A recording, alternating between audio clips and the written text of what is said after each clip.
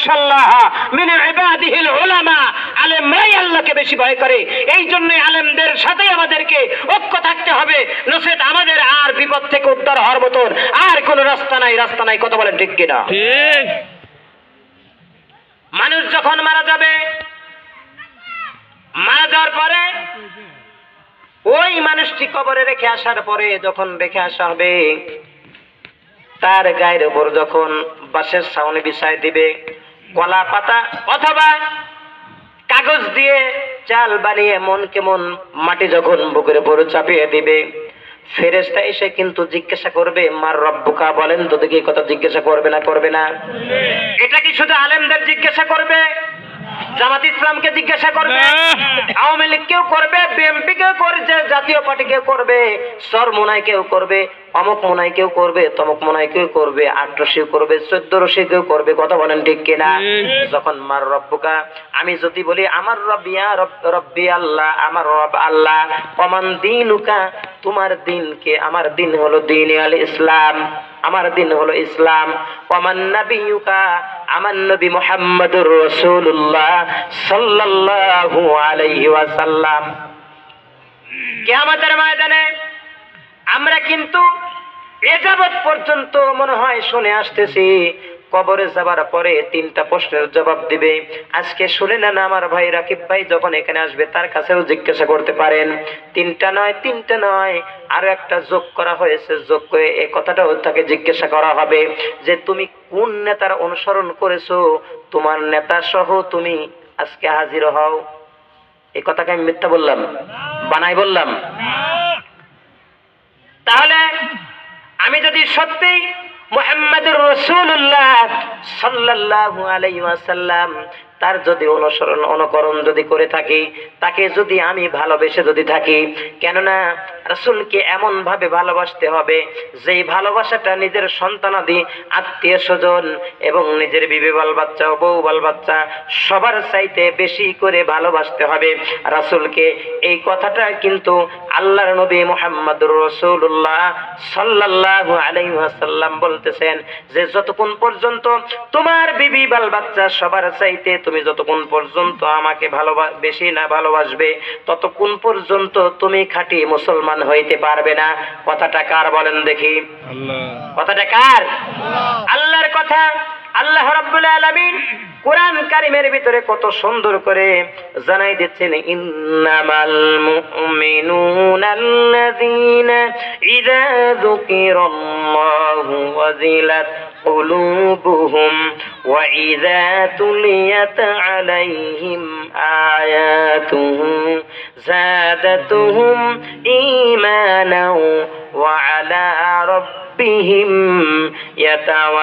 يتوكلون الله أكبر الله رب العالمين বলেন إنما المؤمنون الذين إذا ذكر الله যখন কোন মুমিন বান্দাদের সামনে কোরআনুল কারীমের কথাবার্তাগুলো যখন আলোচনা করা হয়, তখন মুমিন বান্দাদের অন্তর একেবারে কম্পিত হতে থাকে, অন্তকম্পিত হতে থাকে।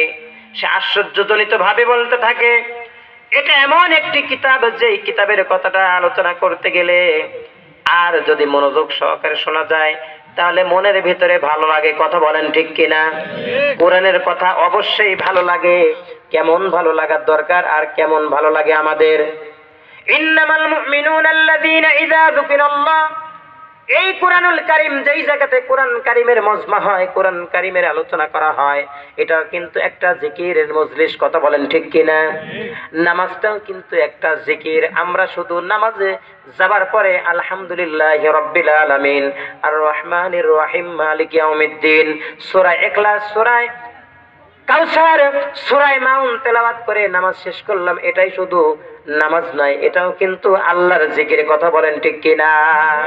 আল্লাহ রাব্বুল আলামিন সূরা জুমার ভিতরে আলোচনা করে বলতেছেন, ইয়া আইয়ুহাল্লাযীনা আমানু ইযা নুদিয়া লিস-সালাতি মিন ইয়াউমিল জুমআতি ফাসআউ ইলা যিকিরিল্লাহি ওয়া দারুল বাই যালিকুম খায়রুল লাকুম ইন কুনতুম তা'লামুন। আল্লাহু আকবার। আল্লাহ রাব্বুল আলামিন বলেন, ও দুনিয়ার মানুষেরা, ইয়া আইয়ুহাল্লাযীনা আমানু, হে ঈমানদারগণেরা, আল্লাহ কিন্তু ওদিন মুসলমান বলে ডাক দিবেন না, মুত্তাকি বলে ডাক দিবে না।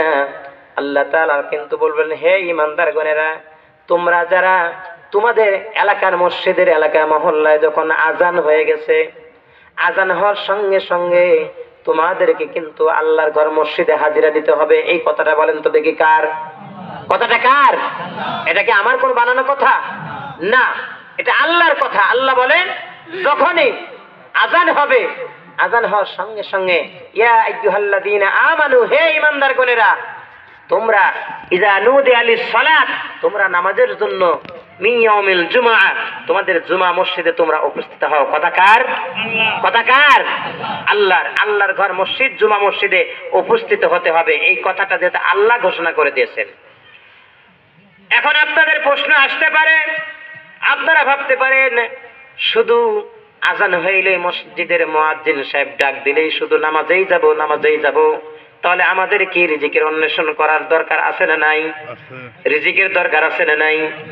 দুনিয়ায় চলাফেরা করতে হলে আমাদের কিন্তু রিজিকের প্রয়োজন আছে, খানার প্রয়োজন আছে, নিজের সুবিধা, উঠা বসা, ভালো মন্দ সব কিছুই কিন্তু আমাদের প্রয়োজন আছে না নাই? আল্লাহ রাব্বুল আলামিন বলেন, ফাইযা কুদিয়াতিস সালাতু ফান্তাশিরু ফিল আরদ ওয়াবতাগু মিন ফাদলিল্লাহ। যখন তোমাদের মহল্লার মসজিদে তোমরা যখন নামাজে যখন হাজির হয়ে যাবে, হাজির হওয়ার সঙ্গে সঙ্গে নামাজ যখন আদায় যখন করবা, নামাজ আদায় হয়ে যাওয়ার পরে, নামাজ শেষ হওয়ার পরে আবার তোমরা জমিনের মাঝে ছড়িয়ে পড়বে। কথাকার? ফাইযা কুদিয়াতিস সালাতু ফান্তাশিরু ফিল আরদ, তোমার জন্য এই জমিনটা বিচরণ করে রেখে দেওয়া হয়েছে তোমার রিজিক অন্বেষণ করার জন্য। চিৎকার দিয়ে বলেন আল্লাহু আকবার। তাহলে এই দুনিয়াতে, এই পৃথিবীতে আমার রিজিক আছে না নাই? আছে না নাই? আমরা অনেকেই বলি কিন্তু আমাদের এলাকায় অনেকের ছেলে মেয়ে হয়তো একটা দুইটা তিনটা হয়, অনেকেই বলে যে আর তোমার কি আর বাচ্চা কাচ্চা হবে না, নিবা না? বলে যে আল্লাহ তাআলার রিজিক, যে একটা অভাব অনটন চলতেছে, ধান হলো 1400-1500 টাকা মন, চাউল হলো 60-65 টাকা কেজি, কি করে সম্ভব? আসলে বলেন তো দেখি, কোনো ব্যক্তির কি কোনো ক্ষমতা আছে রিজিক দেওয়ার? কোনো মানুষ দিতে পারবে? আমাদের দেশে সাবেকগত যারাই হয়ে গেছেন, এখন তো অনেক এলাকায় অনেক মানে চেয়ারই খালি, চেয়ারম্যান নাই, উধাও, খোঁজ খবরই নাই, মেম্বাররা ঠিক মতন কাউন্সিলে যায় না।